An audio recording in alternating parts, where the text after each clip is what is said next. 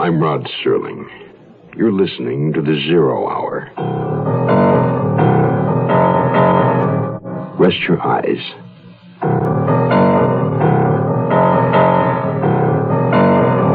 Open your mind.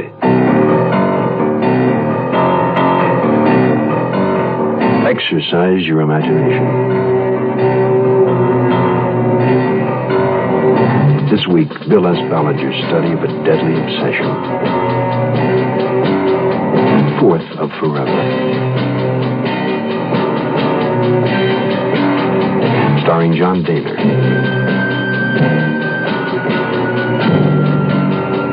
And Susan Oliver.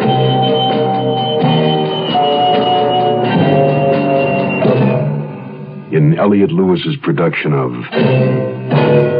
The Zero Hour.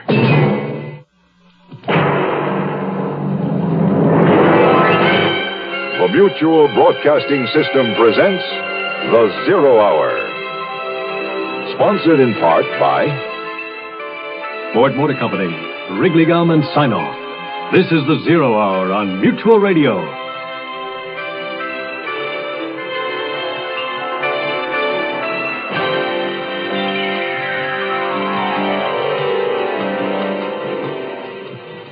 It has been said that luck is a lady.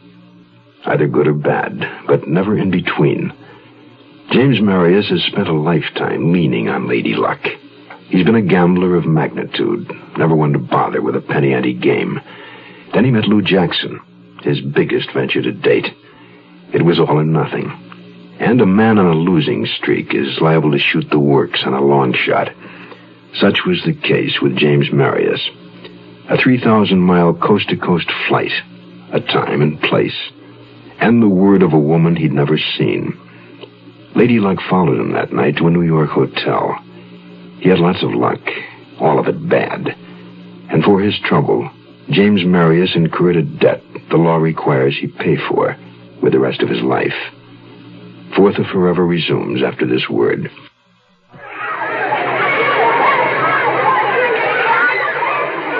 Leukemia is a disease of the blood-forming organs.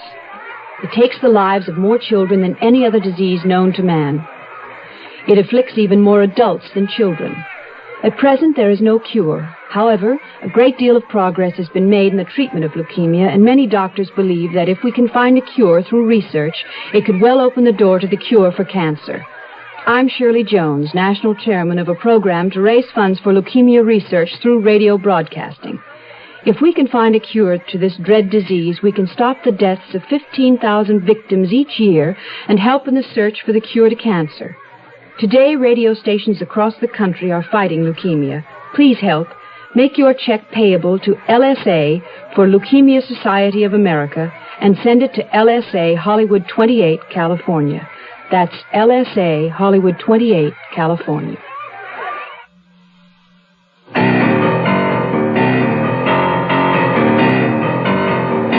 I awoke with a start from the old familiar nightmare.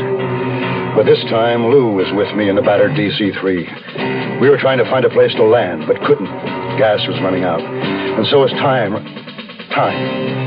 That's what woke me up. I looked at my watch. It was 4 in the morning. I would make it 1 in Los Angeles. Dangerous as it was, I had to phone Lou from the hotel, warn her that Warren was shot. I placed the call.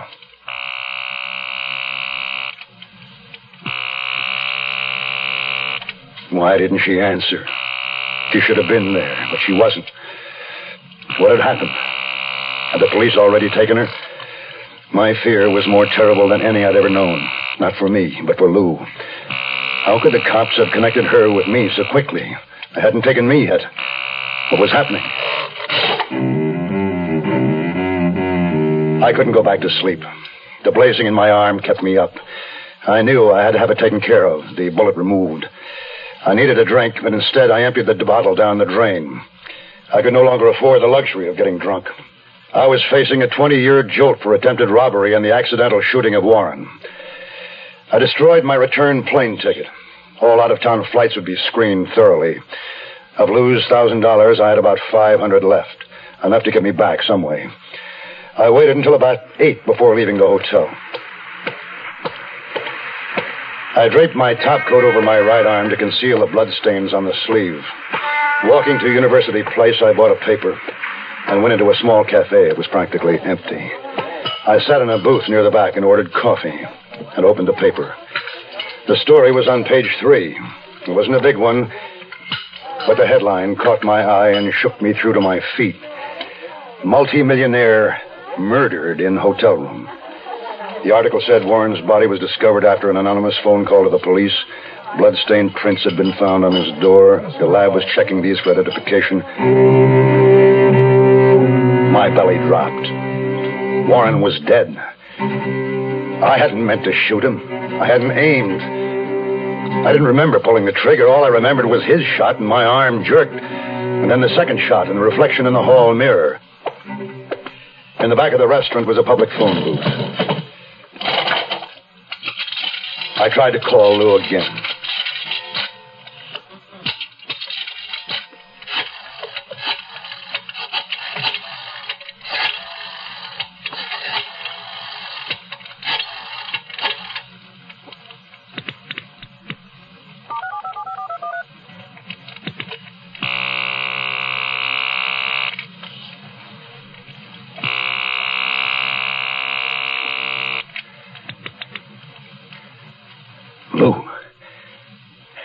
Lou. You know who this is. Is it all right to talk?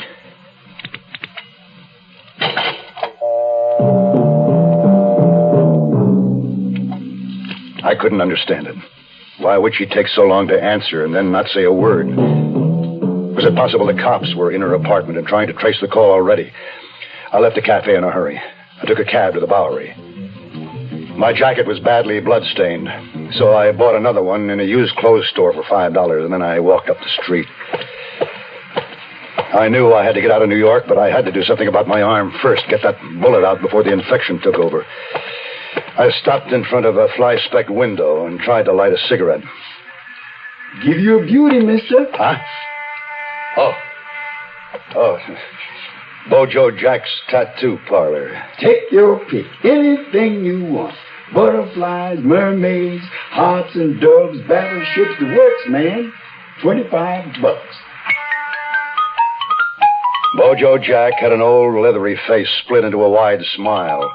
One front tooth was missing. The other was rotten with a gold star right in the center.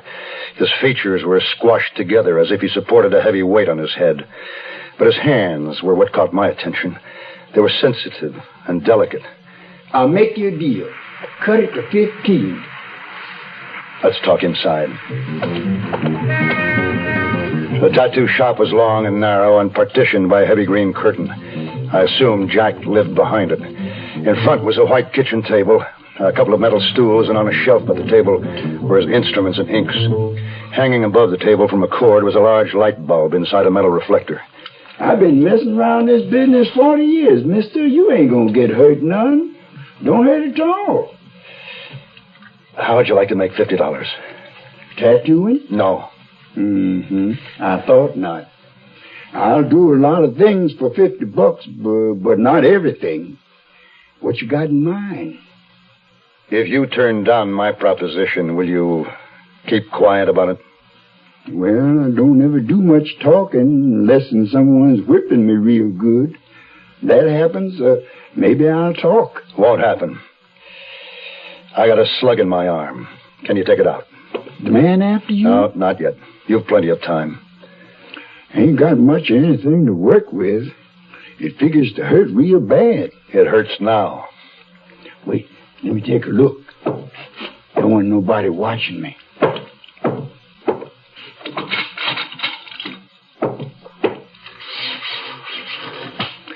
Now we need a little light.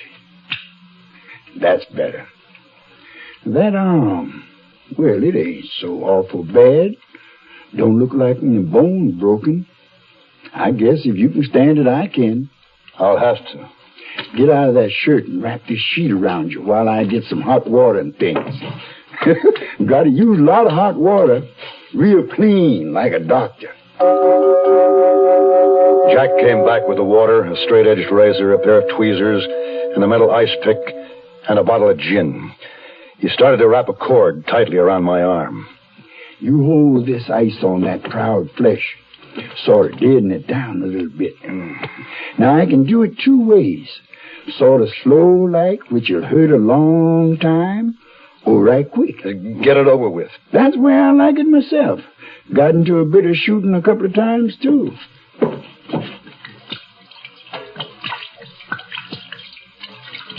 Hate to waste this good gin washing my hands. Just like old Dr. Kildare. Nothing better than gin to keep the bugs out, though. Well, here she goes.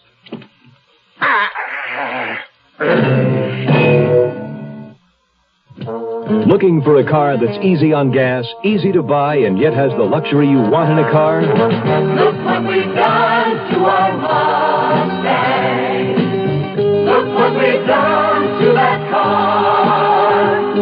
Well, we changed the size, we changed the style, and you're gonna like it fine. So, look what we've done to that car.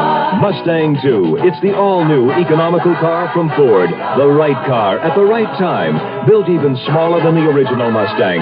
It has an easy-on-the-gas 4-cylinder engine, rack and pinion steering, tachometer, 4-speed transmission, plus a beautifully appointed interior. All standard. Luxury plus economy. That's Mustang 2. When you take a ride, you're gonna know that Mustang's one of a kind. So, look what we've done to that car. Mustang 2, $28.95 excluding dealer prep, destination charges, title, and taxes. See your local Ford dealer.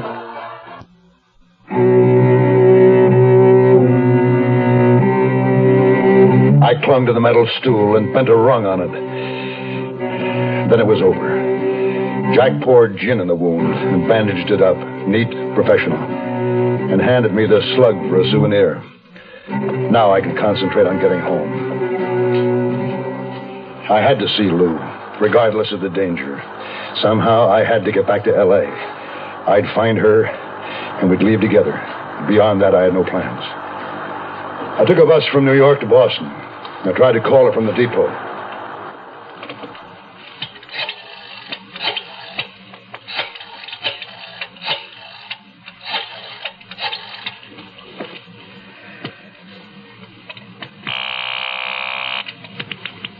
I'm sorry, you have reached a disconnected number. Please check your number and dial again or ask your operator for assistance. This is a recording. From Boston, I took a train to Chicago and took a taxi to the airport. It was risky, but I flew from Chicago to San Francisco. I made it without a hitch. And from San Francisco to Los Angeles by bus. In the L.A. bus station, I bought a newspaper. It said that the police in both New York and Los Angeles were searching for James Marius in connection with Warren's murder. Obviously, I'd been identified through my prints. But to my great relief, there was no mention of Lou Jackson. She hadn't been connected. Lou was safe. I decided to try Lou's apartment. No one there had seen me before, so I wouldn't be recognized. Unless the cops were waiting for me there. I found her name had been removed from the mailbox. So I tried the manager.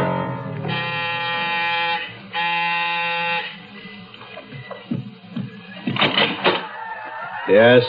Say, I'm looking for a friend of mine who used to live here, Miss Lucille Jackson.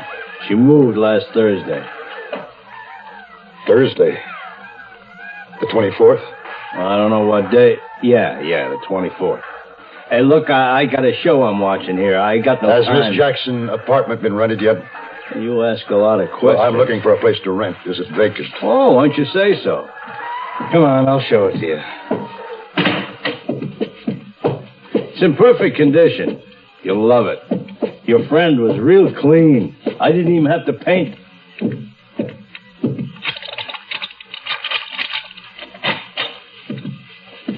Go ahead. Take a look around. Yeah. Lou, Miss Jackson used to have a painting of mine. A big one, a nude woman. I don't know nothing about no nude painting. I leave my tenants be. How long did she live here? 4, 5 months, maybe. And did she leave a forwarding address? No. Hey, do you want the place or don't you? Well, I'll get back to you. Thanks. Common sense warned me not to go to my old apartment. The cops would have my place staked out. It was an awful risk. But I knew I'd try because of the faint possibility she might have left me some clue.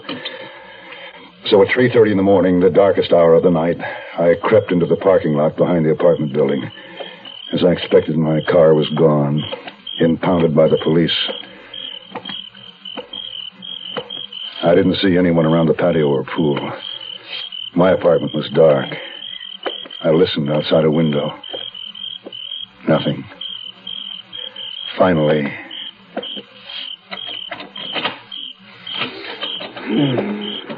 I went inside. Suddenly, I froze. Against the faint light of the window, I saw the silhouette of head and shoulders rising from the couch. A cop. Who's there? Halt! I'll shoot! It's no use, Marius! We know who you are! I ran up a hill behind the Hollywood Bowl. A short, winding street. I saw a parked car in an open garage. It was concealed in the shadows. I climbed in. I stretched out in the back seat, cursing myself. Now the cops knew I was back in Los Angeles. I just had one lead left. Clara in Warren's office.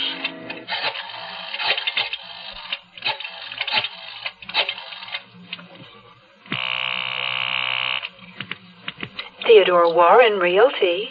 I'd like to speak to Clara. Mr. Warren's secretary. Well, Mr. Warren passed away, you know. So I heard. But may I speak to Clara, please? Clara who?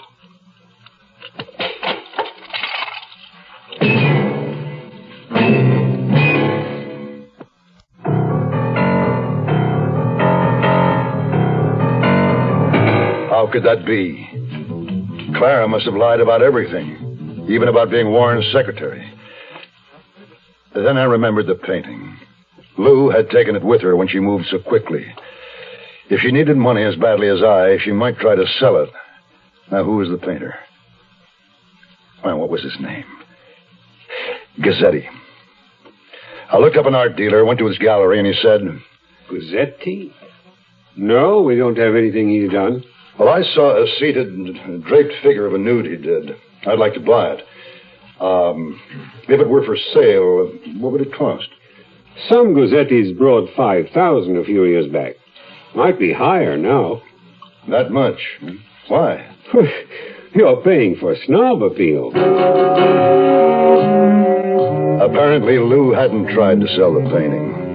But it puzzled me. How had she gotten hold of a $5,000 painting? I was of the belief that she had only a limited income. Getting around on foot had become too hazardous. I had to have a car. I walked to a big supermarket. Hundreds of parked cars, big, small, cheap, expensive, take your pick. I wasn't choosy. I found a small, inconspicuous sedan with its keys tucked in the sun visor above the wheel. I got in and drove off. I returned to my boarding house and switched plates with another car parked on the street. I had transportation now, but not much else. I went up to my room and had a drink. And once again in my memory, I saw Lou, her silver gilt hair aglow in the sparkle of my imagination. The music of her voice, the touch of her fingers, the scent of her body were opiates that deadened the pain of my failure, the loneliness. I sat down in the soft chair and thought back to how it was. I could see in my mind the Gazzetti on the wall, and there had been an envelope. When I sat down, there was a name on that envelope. Oh, hell, what was it? Rothman. Rothman Associates had an office in a shabby building on Western Avenue. Just the name on the door, nothing else. Rothman himself was a wiry man with blunt features and thinning hair parted in the center. He stared at me through deep-set eyes, didn't offer to shake hands. Sit down. Say, I'd like to get in touch with Miss Lou Jackson. I think you know her. I think you're wrong. Yeah, well, I've been away, Mr. Rothman. In the meantime, she's moved. No forwarding address. Could be she didn't want you to find her. Now, that isn't the reason. We're good friends. What's your name? Horton. Clarence Horton. You're lying. No, you're lying, Mr. Rothman. She gave me your name. We don't give out information regarding clients. You're a private investigator. Now, that's good thinking. Well, I'm not asking for information, Mr. Rothman, just an address. Don't have it. Haven't heard from him in maybe, about 6 months. Well, did you have her address before then? Mister, my business is selling information, not giving it away. $50 a day. You want us to find her? All right, here's 50 for 1 day's work. Just give me your old address. See what I can do. Wait a minute.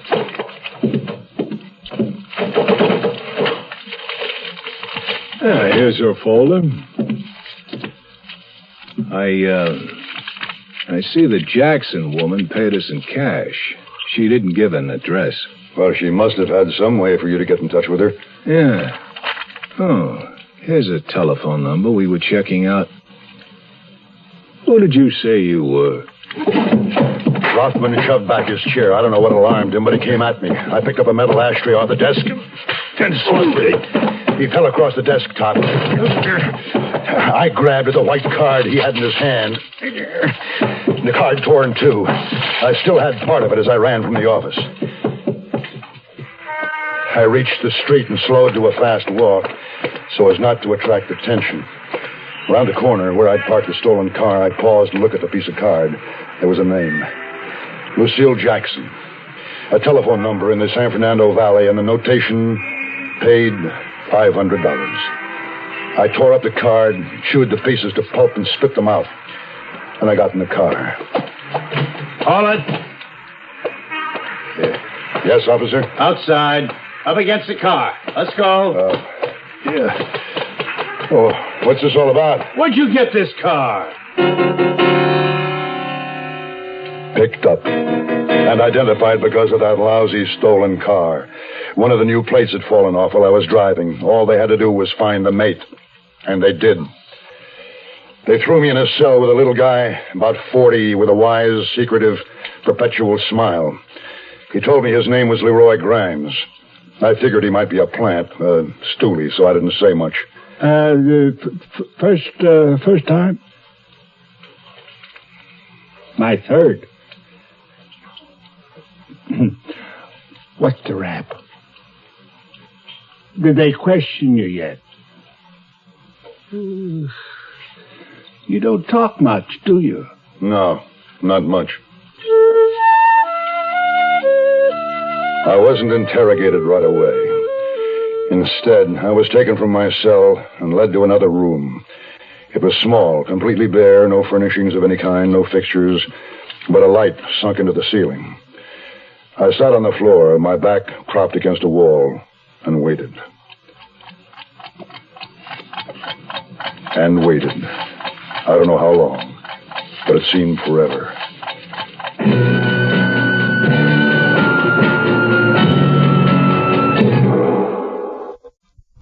Tomorrow at this time, rest your eyes and listen here to this week's renewing study in suspense, Fourth of Forever. I'm Rod Serling, and this is The Zero Hour. Today's episode brought to you in part by Ford Motor Company, Wrigley Gum, and Sign-Off. This is The Zero Hour on Mutual Radio.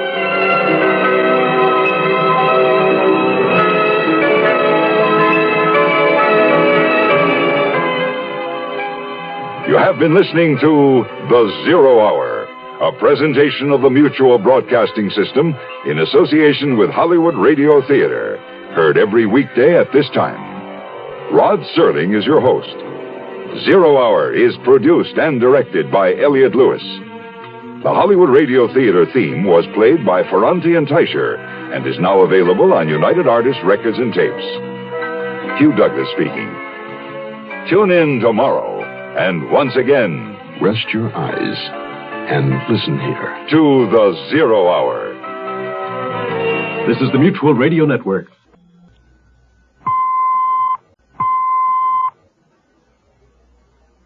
I'm Rod Serling.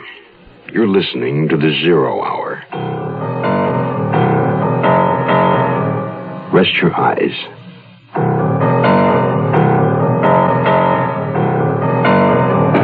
open your mind.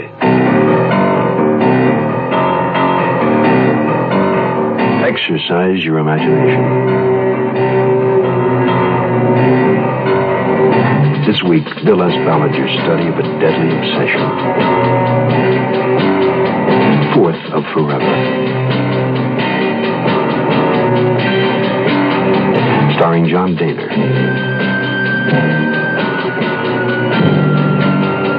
And Susan Oliver.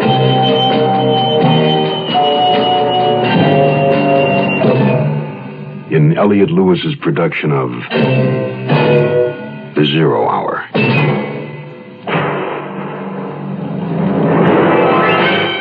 The Mutual Broadcasting System presents The Zero Hour. Sponsored in part by Wrigley Gum, Sign Off, and Ford Motor Company. This is The Zero Hour on Mutual Radio.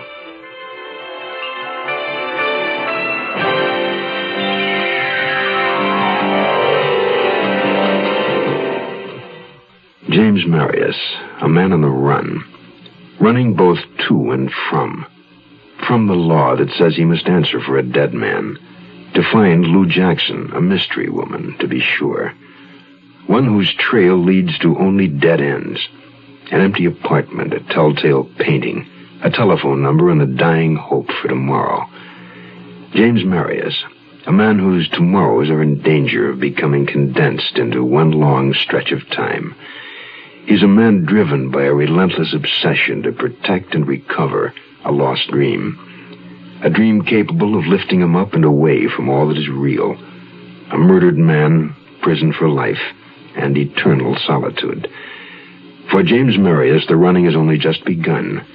First to win, second to place, third to show.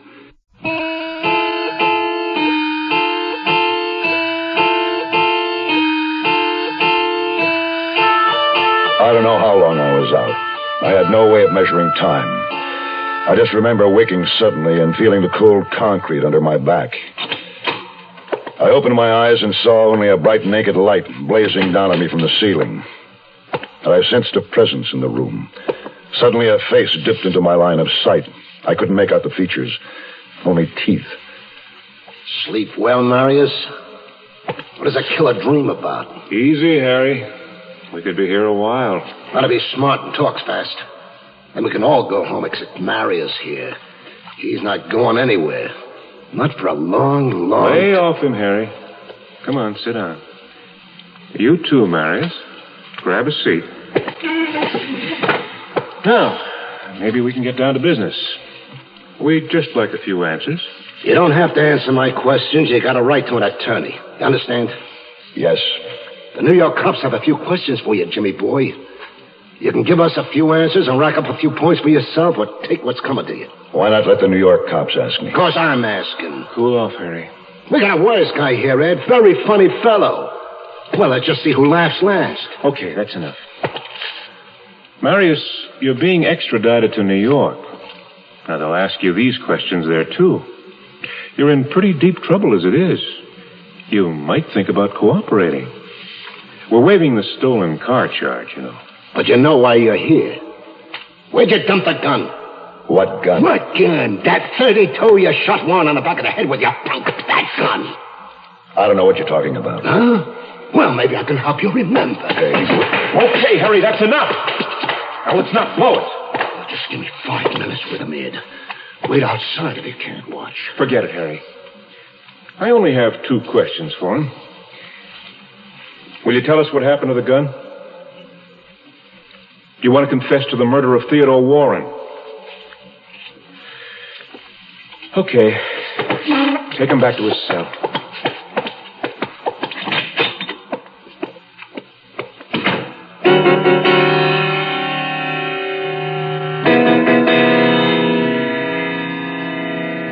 I had to confide in someone. I took a chance on Leroy Grimes and told him I was up on a murder charge, but I thought I might be innocent. I didn't say why. Warren had been killed with a 32. It was a 38 I'd dropped in his room. There was no mention of a 38. And they said Warren was shot in the back of the head. It didn't make sense. The next day I had a visitor.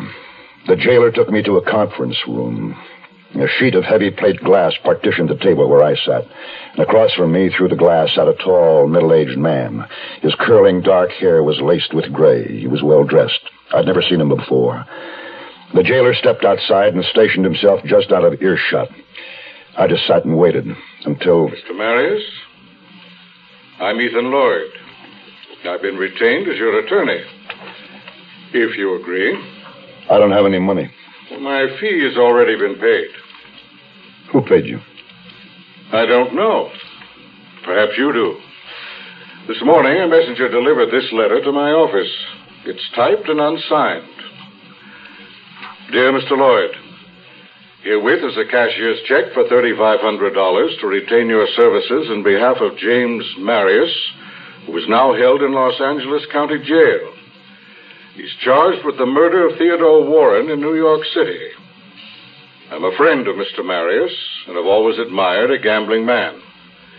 Please show him this letter, as it may help him feel more at ease in accepting your services. Does this mean anything to you?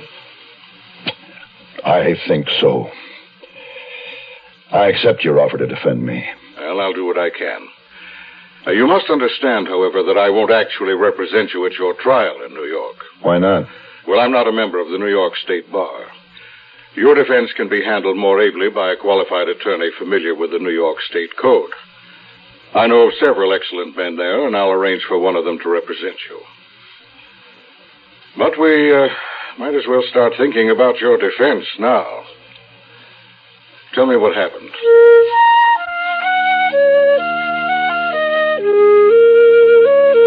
I told Lloyd what happened, or just about all of it. I didn't mention Lou by name or even indirectly. I said nothing of the plans and the rest of it. When I'd finished, Lloyd said... There's some big holes in your story, Mr. Marius. You're not telling me everything. I'm telling you the truth. Yeah, so far as it goes. But you're not telling me all the facts. From your story, how could Warren have been shot in the back of the head? He was facing you. I don't know. And how come the cops are looking for a .32? Didn't they find a .38? It was still in the room when I ran out. How much have you told the police? Nothing. Now, that's good. Anything you have to say only to me. Oh, I'm going to leave a copy of today's paper with the jailer. He'll give it to you. I'll be in touch with you every day.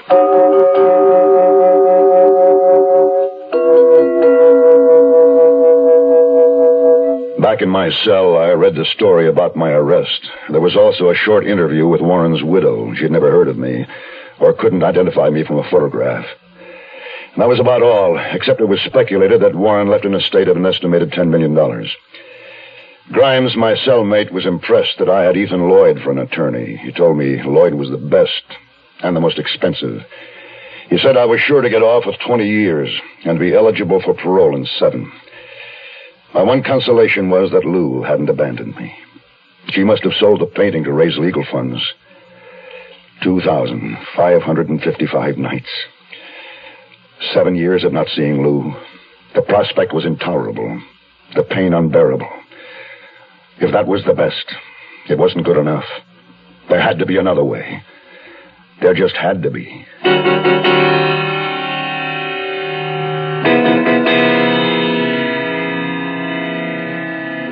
Wrigley Spearmint gum, gum, gum. Wrigley Spearmint carry the big fresh flavor. Wherever you go, whatever you do, it's the finest pack of flavor. Wherever you go, whatever you do. Flavor this big shouldn't be left behind. So wherever you go, carry a pack of Wrigley Spearmint gum. Wrigley Spearmint. It's the finest spearmint flavor. The great Wrigley taste, delicious to chew. Wrigley Spearmint gum. Carry it with you. Wrigley Spearmint gum. Sinus flares up. Sometimes your whole face aches. When you need occasional help, get Sign-Off tablets, the sinus medicine. Sign-Off works with a full dose of pure aspirin for sinus headache, plus a sinus drainer for congestion. That's how Sign-Off helps sinus pain while you drain. Help sinus pain while you drain. Take Sign-Off only as directed.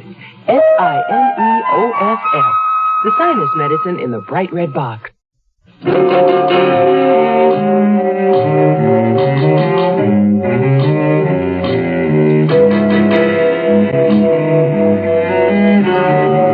Men, when closely confined with each other, either become good friends or dire enemies. In the weeks I spent awaiting extradition to New York, I shared cigarettes, papers, magazines, extra food luxuries supplied by funds from Lloyd with Leroy Grimes. Grimes had spent most of his adulthood in crime, so he instructed me in the ways of jails, prisons, jailers, and wardens. I lost my suspicions of him, and we became good friends. Then one morning I was brought a new suit of clothes and informed that 2 New York detectives were waiting to take me back. While I changed, Grimes watched me glumly. Look, just remember, don't let them grind you down. If I'm not around, they won't be able to. You gonna try to bust out? Yeah, I thought about it. Haven't you? Every con does. Look, don't get sore if I say so, but I didn't think of you that way. Why not? Well, you just ain't the type. I ain't the type to be here either.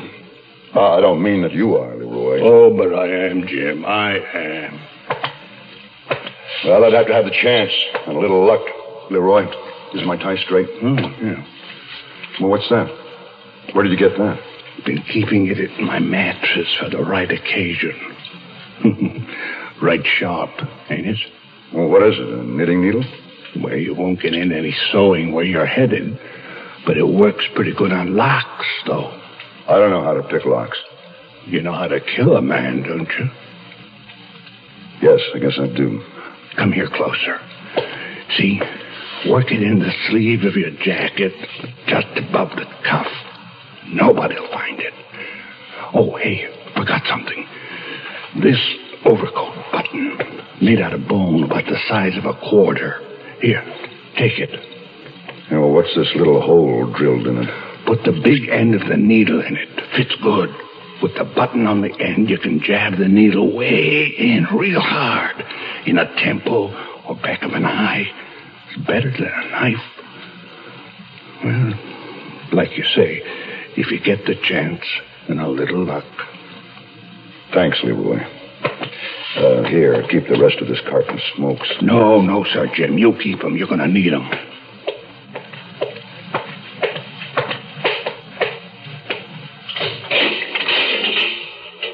Well, I guess this is it. Yeah, well, been right fine knowing you, Marius.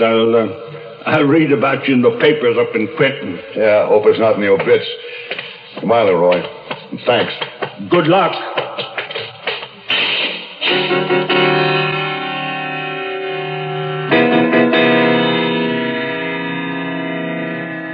I was turned over to the custody of the 2 New York detectives. One was a young guy, blond, blue-eyed, tall, name of Hodges. The other was Blackie Schwartz, stocky, tough, middle-aged, with 20 years on the force. Schwartz wore a revolver in plain view and walked behind Hodges and me. My right wrist was cuffed to Hodges' left.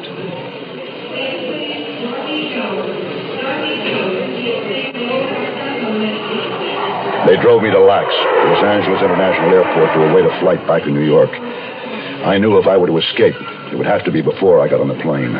Blackie had arranged with the airline for us to board before the other passengers. We had nearly an hour before flight time. Hey, Hodges, would you mind if we stopped at the washroom? You can wait till we get on the plane. Yeah, but they keep the washrooms locked while they're on the ground. What do you think, Blackie? It's okay. We got plenty of time. I was thinking fast. I'd worked the needle from my sleeve during the ride in from jail to the airport. I had it in my left pocket with the button. The end of the needle was set in a small hole. I kept my left hand in my pocket, grasping it. And when we reached the washroom, it was a big room, all white tile. Luckily, we were alone. Blackie watched our every step. I was hoping Hodges embarrassed easily. Hey, I'm not going in there with you. Well, take the cuffs off. I don't like this. No, I'm not going to go anywhere. I'm not that stupid. Just leave the door open. As soon as Hodges unlocked the cuffs, I grabbed him and pulled him inside.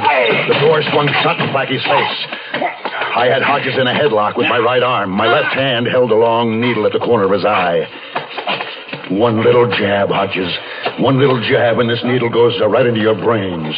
You want to be a hero? Don't shoot, Blackie. Drop the gun, Schwartz. I jabbed this needle a little way, and your partner's blind for life. All the way, it's all over. If you wait here as long as you can, Marius, you can't hold him forever. Maybe not, but I've got nothing to lose. Drop the gun on the floor and kick it in here. Can you move, Hodges? Enough to... You better do as I say, Blackie. Oh, what? Hodges, you all right? Give him the gun, Blackie, please. That's playing it smart, Blackie.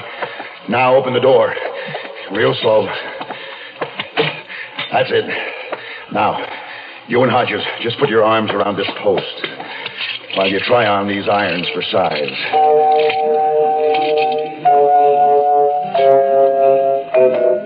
I took the keys and left Schwartz and Hodges handcuffed to the post, gagged with shreds of Hodges' shirt.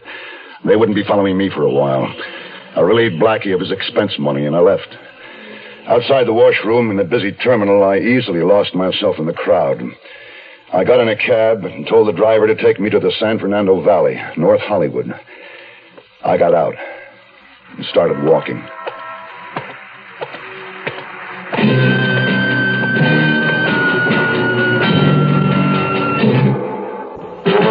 Look what we've done to our Mustang. Look what we've done to that car.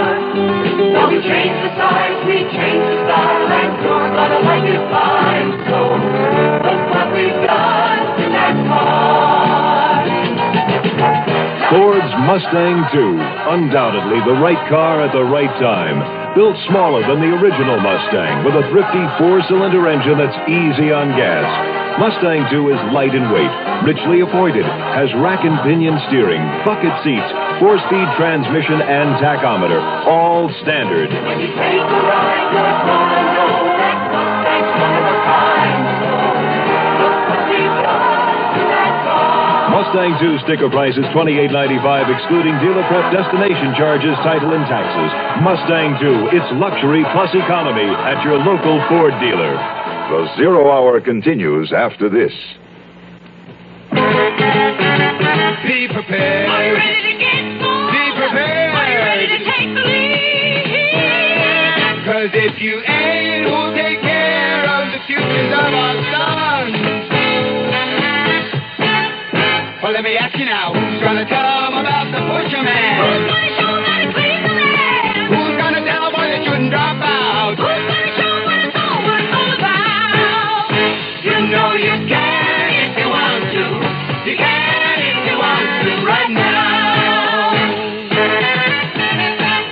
Well, let me lay it on you. Well, let me tell them, you know, if you're 18 or older, you can help a lot of guys be prepared by being a leader in scouting. I mean it, fella, scouting today's a lot more than you think. Be prepared. Are you ready to get involved? Be prepared. Are you ready to take the lead? 'Cause if you ain't, who'll help teach your sons to be prepared?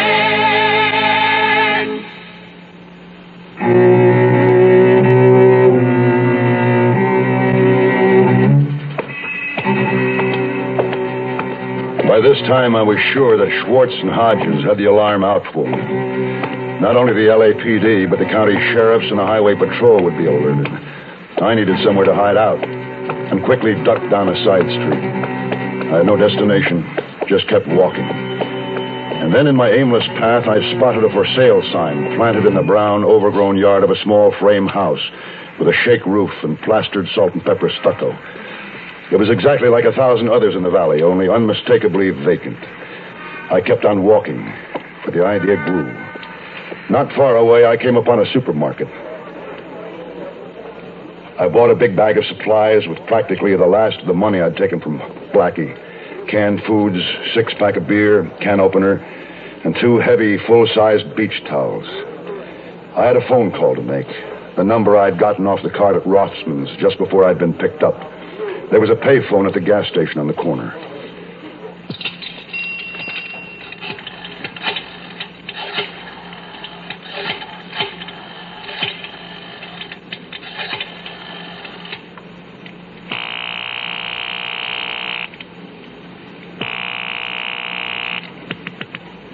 Hello?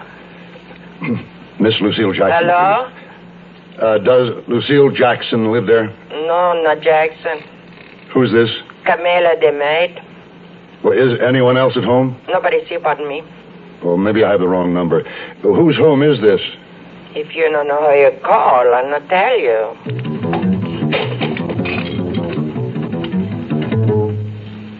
Another dead end.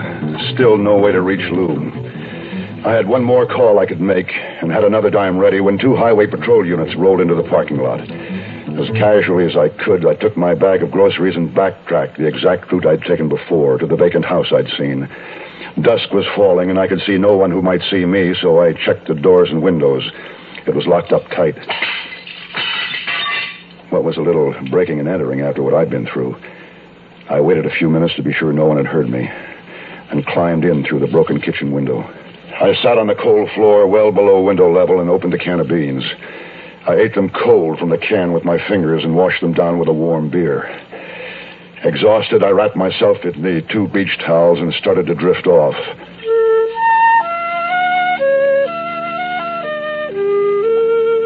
I waited until noon the next day before leaving the house.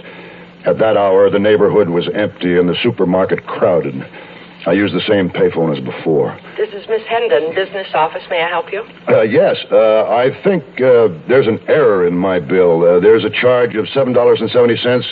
It's for a long distance call to Denver. I don't know anyone there. Oh, what is your number? It's 761-4699. Just a moment, please. I don't see it listed on your account. For the 3rd of last month? No. Ah, that's odd. It's right here. Well, could you have sent this bill to the wrong address?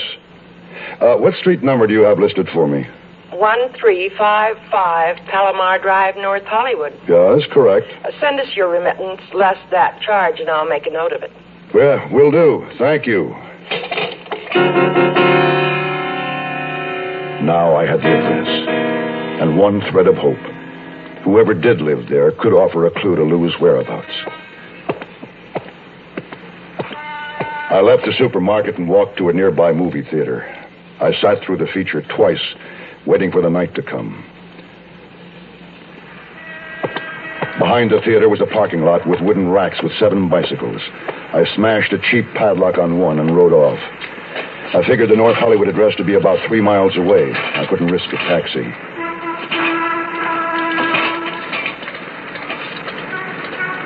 I pedaled along, keeping away from the main, well-lighted, heavily traveled streets. At an intersection, a black and white patrol car pulled up alongside me. And the cop driving gave me a curious look. Saving gas? My wife says I'm getting fat. Well, you're going to be stiff tomorrow. I already am. Hey, you should get a reflector so you don't get run down. I watched him pull away and turn the corner. Luckily, Palomar Drive was nearby. I left the bike behind some camellia bushes. The house was a small Mediterranean-style villa set back in a lawn dominated by green trees. I walked up the shrub-lined drive, which curved in a sweep to the door. From the drawn shades, I saw the soft illumination of lights. At the door, I adjusted my jacket and then rang the bell.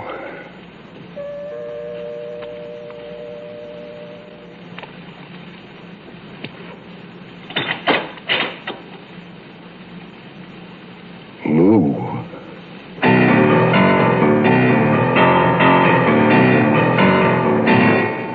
You are listening to Mutual's presentation of The Zero Hour. Tomorrow at this time, rest your eyes and listen here to this week's continuing study in suspense, Fourth of Forever.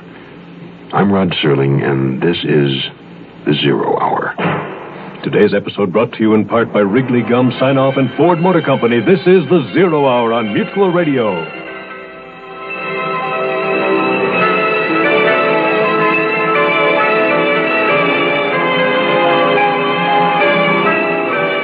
You have been listening to The Zero Hour, a presentation of the Mutual Broadcasting System in association with Hollywood Radio Theater. Heard every weekday at this time. Rod Serling is your host. Zero Hour is produced and directed by Elliot Lewis. The Hollywood Radio Theater theme was played by Ferranti and Teicher and is now available on United Artists Records and Tapes. Hugh Douglas speaking.